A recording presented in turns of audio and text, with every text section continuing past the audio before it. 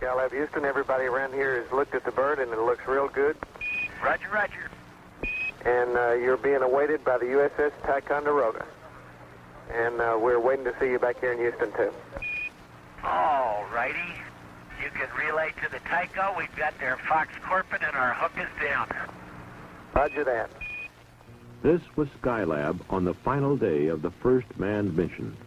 And if you got The crew had this last view as they made preparations for return to Earth. Give it to you here. It had been a successful mission. The large majority of scientific objectives were accomplished. 10 miles. But the bright orange sunshade, the single solar wing, presented a striking reminder of a mission that was something more than routine.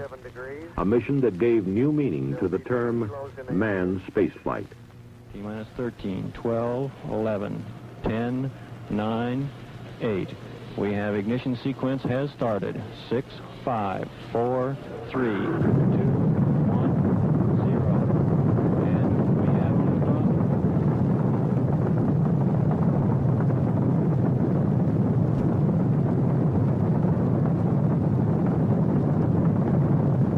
The Skylab lifting off the pad now, moving up.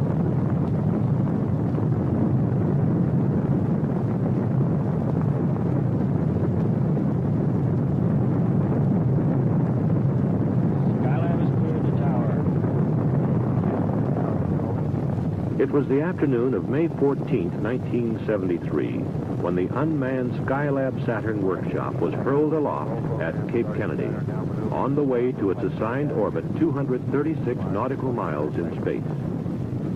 The cloud cover was heavy on launch day and prevented tracking cameras from seeing an event that occurred about 1 minute into the mission. At the point of maximum vibration, telemetry sensed premature deployment of the meteoroid shield, followed by a weak electrical signal from the workshop solar arrays. Clearly, there had been a problem, but the exact nature wasn't known until after orbital insertion. During the first revolution, Skylab temperatures began to rise rapidly, and pieces of the puzzle started to fall in place. NASA engineers surmised that the anomalies were most likely related. It was felt that the meteoroid shield had been completely lost at deployment, which accounted for the high heat levels. Also, that fragments of the meteoroid shield had jammed or otherwise hindered full deployment of the solar array panels.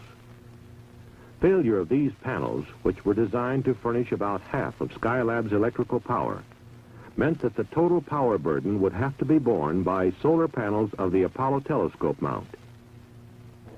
By early evening, workshop temperatures had risen above the level of safety. Launching of the crew the following day received an indefinite hold, pending satisfactory solutions. Flight support and engineering teams were immediately set in motion to find the answers. At stake was the future of the entire Skylab program. The most urgent need was to achieve a thermal-electrical balance. This meant maneuvering to an optimum flight attitude for solar requirements that were in direct conflict. Too much solar radiation would drive temperatures higher, increasing the chances of component damage and food spoilage. On the other hand, generation of electrical power to drive heat exchangers and food freezers was wholly dependent on exposure to the sun. While flight controllers struggled to achieve this delicate balance, other teams had the major objective of designing a thermal shield that could be deployed on the workshop to make it habitable. NASA centers and private industry responded with a variety of shield concepts. The most promising designs were released for fabrication.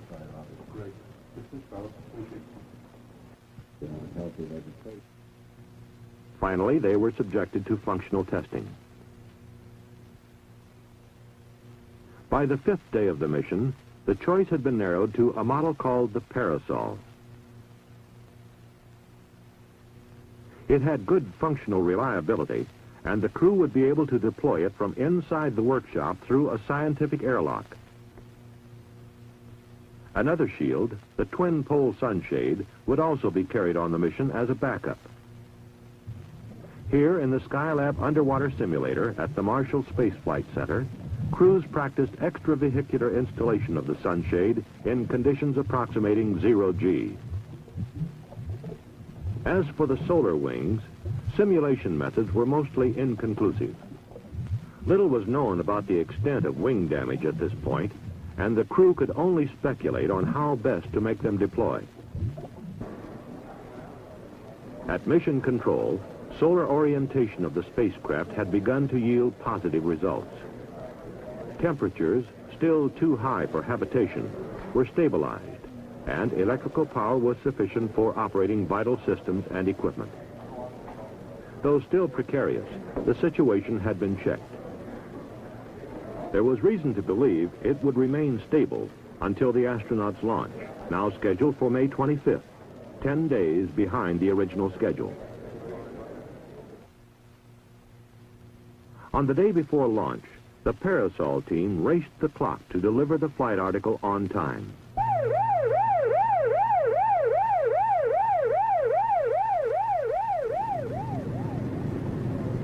They were down to the last 30-minute extension as the Parasol, packed in the flight canister, was loaded for transfer to Cape Kennedy.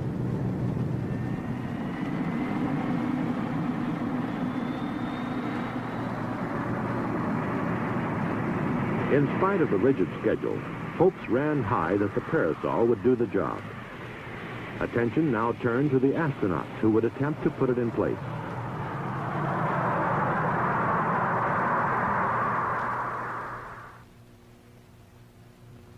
In the early morning hours of May 25th, Skylab 2, with both thermal shields stowed aboard, was well along in the countdown. The crew, meanwhile, made ready to embark on their historic mission. This all-Navy crew consisted of Captain Charles P. Conrad, Skylab commander, a veteran of both the Gemini and Apollo programs. Commander Paul Weitz, who would be Skylab pilot for the mission, had been a member of the support crew of Apollo 12. And Commander Joseph Kerwin, scientist pilot, who would be the first American physician in space. The 10-day delay had been a giant cram course for all concerned, especially for the crew. And their job was only partially complete. The execution of all the planning effort was now solely in their hands.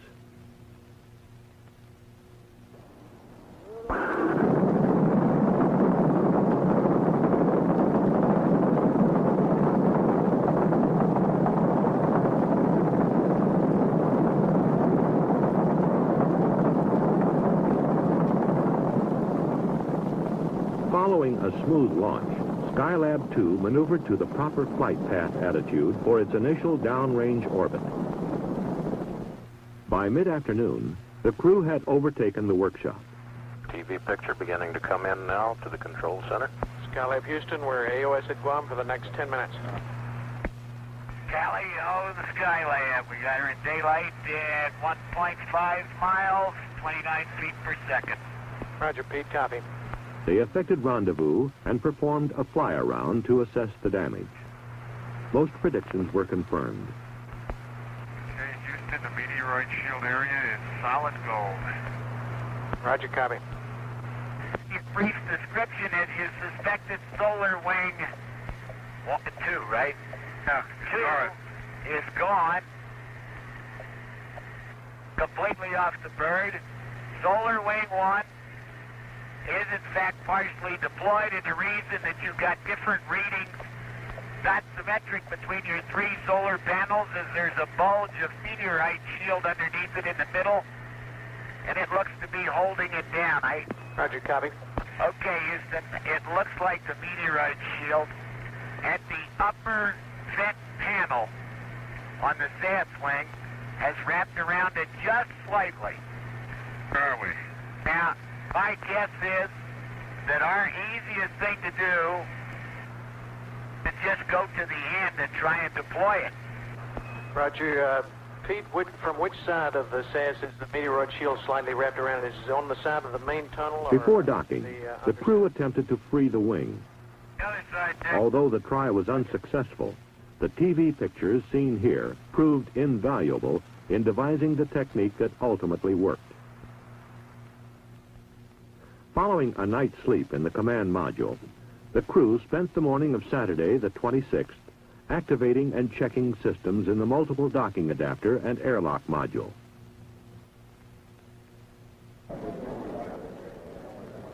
Later, they were given a go to enter the workshop.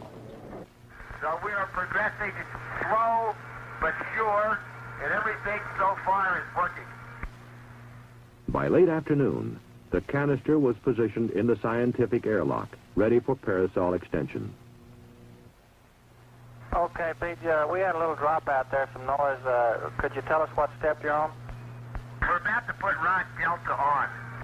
Roger, copy. Okay, we had no trouble venting it down. It vented in about 4 minutes, and it held 0 for 10 minutes without any outgassing. Door opened very smoothly, and so far the rod extension has gone very easily, and as I say, we're just taking a little heat break. Some 4 hours after the operation began, the thermal parasol was deployed. It was then placed in position close to the workshop skin. Well, we don't think so, Houston. We can see the ends of all the rods. It's completely free of anything. There's nothing hanging it up. It took about 2 revolutions of Skylab before temperatures began to fall. Projections showed that if the present trend continued, the workshop would be below 100 degrees the following day. It wouldn't be the most comfortable environment, but after a discussion with the crew, the decision was made to proceed the next morning with the normal flight plan. The crew put in a long, trying day activating the workshop. Getting things organized and in the proper place was a chore in itself. However, they were discovering to their satisfaction that moving big pieces of gear presented no problem in the weightless environment. By noon, Monday the 28th, with the workshop completely activated, primary emphasis was on getting the biomedical experiment started. This was the first in a series of lower body negative pressure and vector cardiogram experiments. Paul Weitz, the subject, Joe Kerwin, the observer. There followed a workout on the bicycle ergometer to check metabolic effectiveness and to evaluate the bicycle as an exerciser for long-duration missions. Ideally, the handlebars would be longer than they are now and would kind of sweep down around you so you could grab them in the right place. Other medical experiments conducted over the next few days included blood samplings from each crew member to satisfy the 5 blood study experiments. Body mass measurement to determine each crewman's daily weight and to validate the use of this device for weighing in 0G. A rotating litter chair, a part of the human vestibular function experiment, tested for motion sickness, rotation perception, and ability to determine orientation. In addition to these and other medical experiments, science experiments were simultaneously being performed.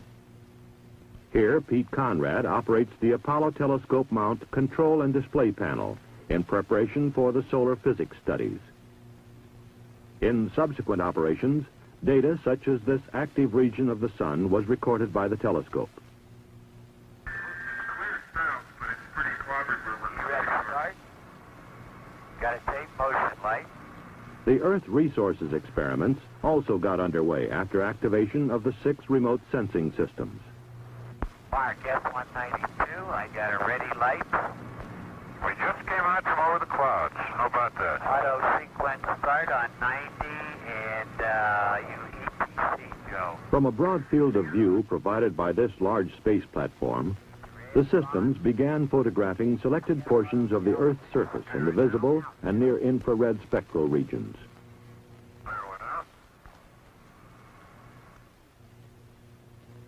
Although the crew had earlier encountered a number of equipment problems, the result of excessive temperatures, the prospects now looked bright for a full 28-day mission. The temperature had stabilized in the mid-70s.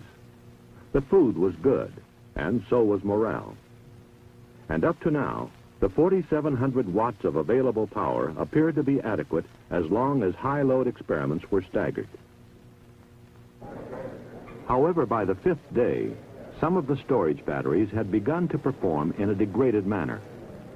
The power shortage grew critical, and it became apparent that to carry out the mission, the jammed solar panel would have to be deployed. Meanwhile, at Marshall, in the underwater simulator, techniques were being developed based on TV coverage of the solar wing.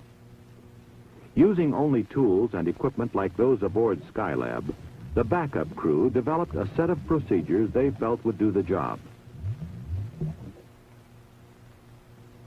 On June 7th, astronauts Conrad and Kerwin made their exit to put the plan into operation. Just take your time. Okay, Houston, we're out there. We have the debris in sight. There looks like enough room to get the cutter, and I'm trying to help Joe stabilize. As the simulations had shown, access to the solar wing was the big problem, what with few handholds or foot restraints.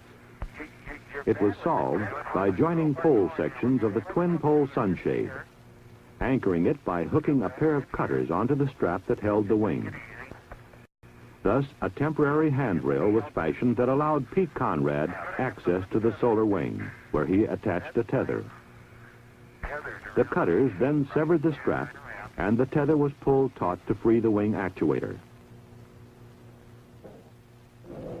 After the crew returned to Skylab, an attitude change placed the solar array system into the sun, where, after a period of warming the hydraulic dampers, the panel arrays fully deployed.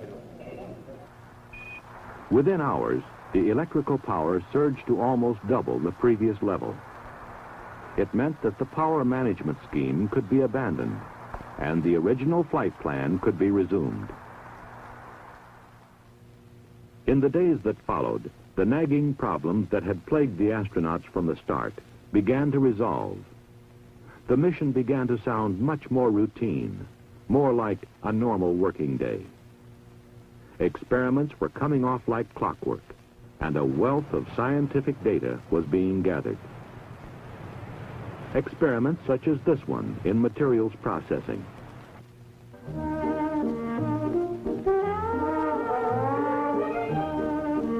With more leisure, it was not uncommon for the men of Skylab to indulge themselves in the fluidity of movement in zero-G.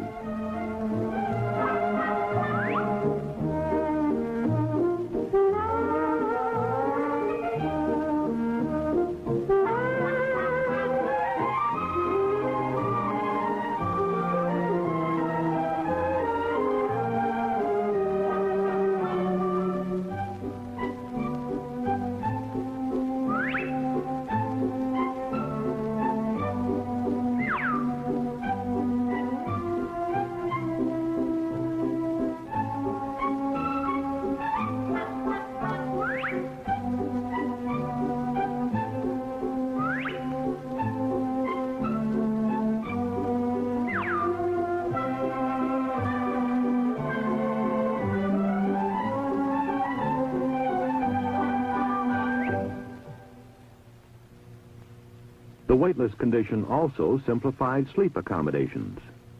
Since there was really no up or down, the only requirement was a sleeping bag type of restraint. And as mentioned earlier, heavy objects were easily handled. It was the small pieces that sometimes got away. But even when objects were lost, they generally turned up sooner or later on the air conditioning screen, there to be reclaimed. On day 29, after performing final closeout of the orbital workshop, the crew donned spacesuits for the return leg of their mission. Skylab Houston, we're in at-hold CMG. You're go for undocking. Okay, stand by. Roger. Okay, we're free. We got 0.4 of a foot per second, Houston. Roger. Bye-bye, Skylab. After undocking, they remained on station briefly to obtain photographic coverage.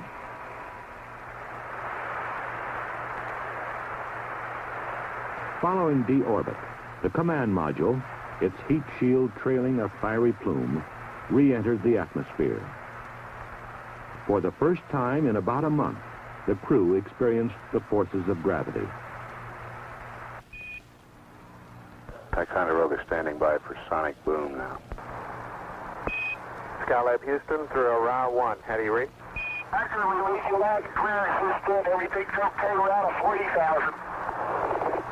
Very good, Pete. You're in the groove. Hello, recovery, Skylab. On the mains, everything's okay. And this is recovery. We have a visual below the overcast, about 100 at 050, 6 miles from Ticonderoga. Recovery, splash down, and it looks like stable 1. Ticonderoga, roger, out. Hello, recovery, Skylab, do you read? Recovery, read you loud and clear. How's it going? Okay, everybody's in super shape. That's great. Welcome back. Thank you. Splashdown occurred some 700 miles off Southern California, near the recovery ship, the USS Ticonderoga.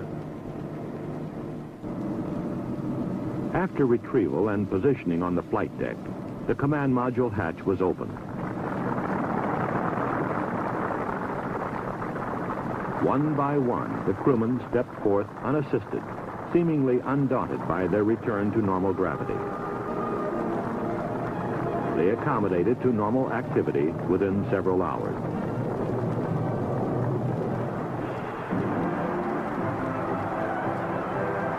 In San Diego, the first Skylab crewmen were received by a vocal and appreciative throng. They had reason to be proud. The large majority of scheduled experimental data was gathered, and all subsystem operational test objectives were achieved. All this in spite of the problems encountered from the start.